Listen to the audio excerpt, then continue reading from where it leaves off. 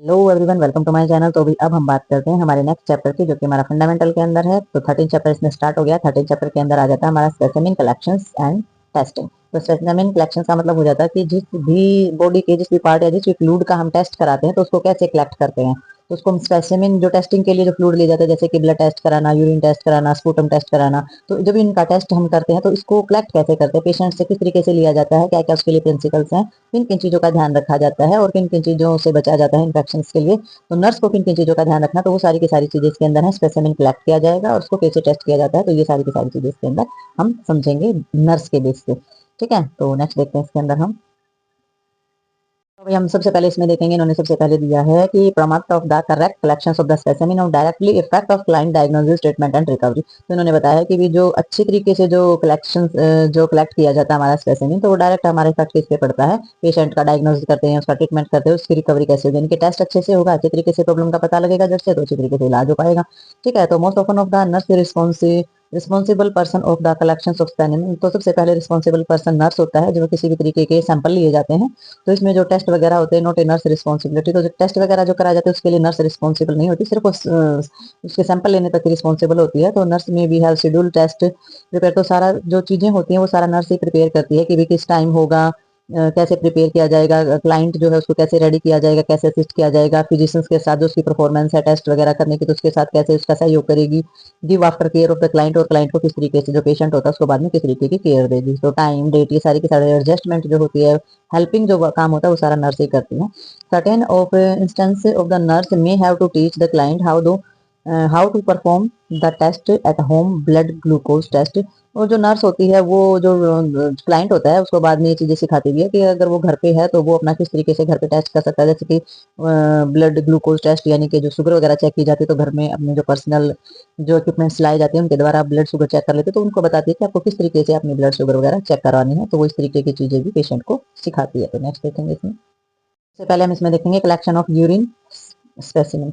तो इसमें सबसे पहले यूरिन को कैसे कलेक्ट करेंगे, तो इसमें मेथड जो कलेक्ट किया गया है हमारा मेडिस्ट्रम्स यूरिन का। तो इन्होंने बताया कि client ask the client to clean the genitals area with soap and water, their rise with water alone. तो जब यूरिन वगैरह का जब आपने सैंपल लेना है तो आपने क्लाइंट्स को बोलना है कि वो अपना जेनिटल एरिया को बिल्कुल साफ करे, साबुन और पानी से धोए और वाटर से अच्छी तरीके से साफ करे। अगर फीमेल है, अगर क्लाइंट, तो लिविया जो पार्ट होता है उसको सेपरेट करे और क्लीन करे, और apart of until the urine urine had been collected, और तब उसका जो यूरिन है उसको कलेक्ट करे। और मेल क्लाइंट है तो उसकी फोर्थ स्किन्स जो होती है, यानी कि पेनिस के ऊपर पाई जाने वाली जो फोर्थ स्किन्स होती है उसको पीछे की तरफ हटा करके जो गैलन पेनिस होता है उसको अच्छी तरीके से साफ करे कलेक्शन यूरिन को कलेक्ट करने से पहले, यानी कि अपने जेनिटल एरिया को, यानी कि कोई भी बैक्टीरिया, जर्म्स या किसी भी तरीके के इन्फेक्शन का जो बाहरी जो चीजें होती हैं वो उसके अंदर स्पेसिमेंस, यानी कि जो हमारा सैंपल होता है उसके अंदर ना जाए।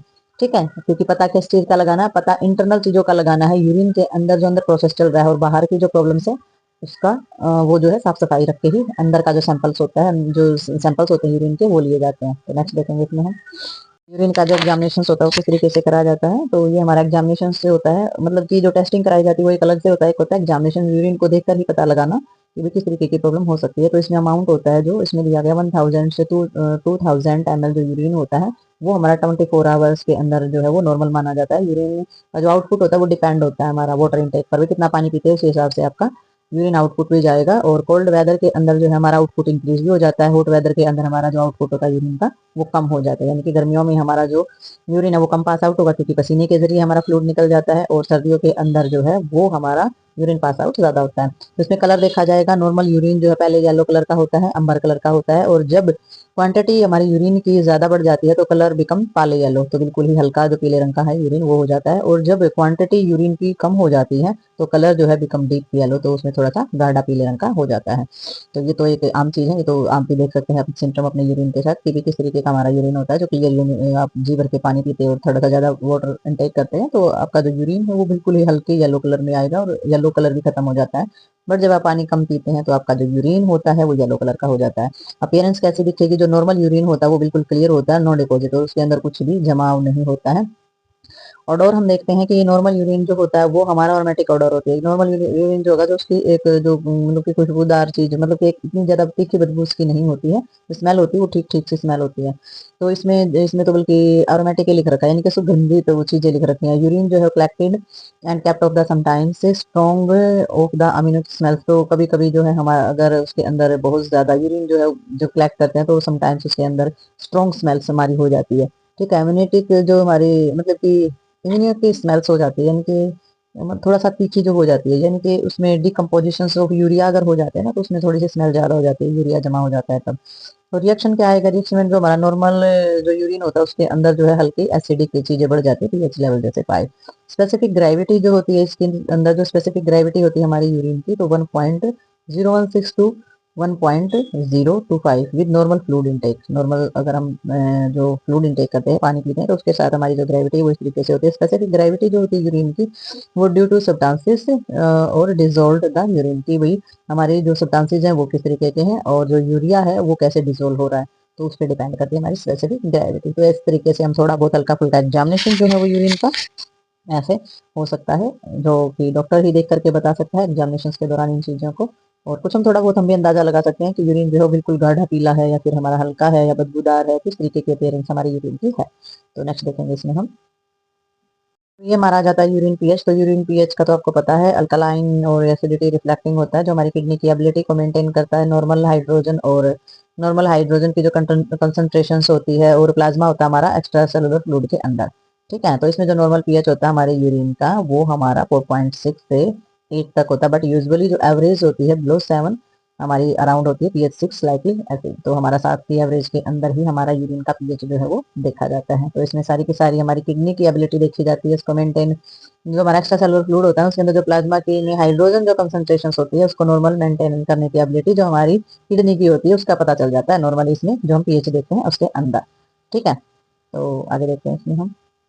अब भाई जो हमारा अब नॉर्मल यूरिन होता है उसकी कुछ विशेषताएं देखेंगे इसके अंदर कि कौन कौन से कैरेक्टरिस्टिक होती हैं हमारी, जो कि अब नॉर्मल यूरिन के अंदर हम देखा जाता है। सबसे पहले वॉल्यूम देखेंगे इसमें। अब normal increase in the volume of now as the polyuria and the found of the diabetic mellitus and diabetic insipidus.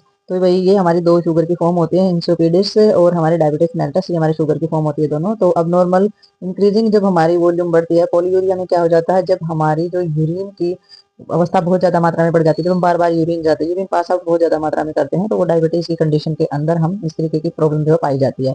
Decrease quantity of urea called the ओलियूरिया। तो इसमें जब डिस्क्रीज होती है हमारी क्वांटिटी यूरिन की, यानी कि यूरिन बहुत ही कम मात्रा में हम पास आउट करने के लिए जाते हैं, तो ओलियूरिया बोला जाता है। ओलियूरिया के अंदर जो है ये हार्ट डिजीज होती है या किडनी डिजीज होती है या शॉक कंडीशन हो जाती है, किसी भी प्रकार का शॉक वगैरह लगा होता है या हार्ट प्रॉब्लम है, किडनी प्रॉब्लम है, तो यूरिन जो है वो बहुत ही कम मात्रा में पास आउट किया जाता है। ठीक है, तो total absence mark decrease and the urine now as the anuria. और बिल्कुल ही कम मात्रा में यूरिन का आना वो हमारा एनीयूरिया माना जाता है, यानी कि एक तो बहुत ज्यादा मात्रा में पोलियूरिया माना जाता है, बिल्कुल ही ना आना ओलियूरिया ओलियूरिया माना जाता है, और हमारा बिल्कुल कम मात्रा में आना ये हमारा एनीयूरिया के अंदर आ जाता है। Failure of the kidney secret urine of now of the suppress.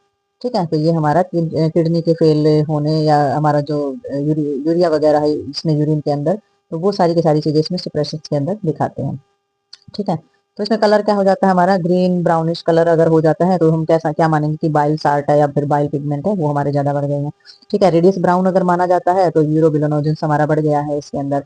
ठीक है, और ब्राइट रेड अगर हमारा यूरिन है तो इसमें हमारा क्या हो गया कि फ्रेश ब्लड जो है वो लार्ज अमाउंट में इसके अंदर आ गया, यानी कि ब्लीडिंग हो रही है हमारी। ठीक है, मेंस्ट्रुएशन यानी कि यूरिन के अंदर ब्लड आने की जो समस्या होती है वो हमारी इसके अंदर देखी जाती है। तो कलर से पहचाना जाता है हमारा कि वो यूरिन जो है वो किस तरीके का आ रहा है। तो येलो तो हमारा नॉर्मल कलर है, पिगमेंट बढ़ जाते हैं इसके अंदर, और ग्रीन और ब्राउनिश अगर आता है तो बाइल साल्ट या बाइल की प्रॉब्लम हमें हो सकती है।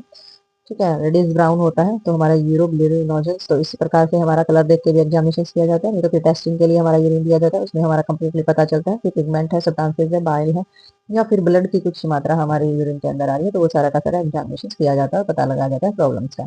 ठीक है, तो नेक्स्ट देखते हैं इसके अंदर हम। कलर आ जाता है पिंक में, स्मॉल अमाउंट देखा जाता है ब्लड का, यानी कि हल्का फुल्का ब्लड है, इसलिए जो यूरिन का जो कलर है वो हमारा पिंक कलर का हो गया है। स्मोकी ब्राउन हो जाता है, यानी कि ब्लड पिगमेंट्स हमारा उसके अंदर हो गया स्मोकी ब्राउन अगर है। मिल्की वाइट है तो फिर हमारा क्या हो जाता है, फाइलेरिसिस जो हमारी प्रॉब्लम्स होती है वो हो सकती है। ठीक है, तो इसमें कैलोरीरिया ड्यू टू फाइलेरिसिस। तो ये हमारा जो है एक तरीके का फीवर टाइप होता है, फाइलेरिसिस एक तरीके का इन्फेक्शन इन्फ्लेमेटरी के साथ हमारा फीवर बोला जाता है, तो मिल्की वाइट उसके अंदर हो जाता है। तो ये सारे के सारे हमारे कलर दर्शाते हैं हमारी यूरिन की कंडीशन को। नेक्स्ट हम इसमें देखेंगे types of examination of the urine. तो हमारे एग्जामिनेशन किया जाता है, तो किस किस टाइप से हम यूरिन का एग्जामिनेशन करते हैं। तो फिजिकल एग्जामिनेशन किया जाता है, सबसे पहले कलर देखेंगे, कैसा कलर है, अपीयरेंस कैसी दिखाई दे रही है, वॉल्यूम कितनी है, यूरिन की क्वांटिटी हम जिसको बोल देते हैं, रिएक्शन कैसा है, ठीक है, रिएक्शन कैसा है, उसके अंदर स्पेसिफिक ग्रेविटी कितनी है, और ओडोर यानी कि स्मेल और है, बदबू है, सुगंधित है, किस तरीके का। तो ये सारा का सारा फिजिकल एग्जामिनेशन के दौरान हम देखते हैं यूरिन को। एक होता है हमारा केमिकल एग्जामिनेशन। तो केमिकल एग्जामिनेशन के अंदर जो है रूटीन टेस्ट जो है वो किए जाते हैं। तो इस टेस्ट के अंदर हमारा देखा जाता है एल्बुमिन, शुगर, जो हमारे स्पेशल टेस्ट किए जाते हैं। तो इस टेस्ट के अंदर हमारे एक्टॉन, बाइल पिगमेंट्स और बाइल साल्ट वगैरह है, वो सारे के सारे चेक किए जाते हैं। ये हमारा केमिकल एग्जामिनेशन बोला जाता है। नेक्स्ट हमारा आ जाता है माइक्रोस्कोपिक एग्जामिनेशन। माइक्रोस्कोपिक एग्जामिनेशन का मतलब होता है कि यूरिन के अंदर छोटे से छोटे पार्टिकल्स को देखना, यानी कि क्रिस्टल्स हो जाते हैं, पस सेल्स हो जाते हैं, हमारे कस्ट्स हो जाते हैं, एपिथेलियल सेल्स हो जाते हैं, आरबीसी हैं, बैक्टीरिया हैं, एफीबी बैक्टीरिया हैं, यानी कि हमारे जो रेगुलर सेल्स हैं वो सारे के सारे हमारे यूरिन के अंदर माइक्रोस्कोप से देखी जाने वाली चीजें जो होती हैं उसको हम माइक्रोस्कोपिक एग्जामिनेशन बोलते हैं। केमिकल एग्जामिनेशन होते हैं और फिजिकल एग्जामिनेशन होते हैं। इस तरीके से हमारे यूरिन का को एग्जामिन किया जाता है। तो नेक्स्ट देखते हैं इसमें हम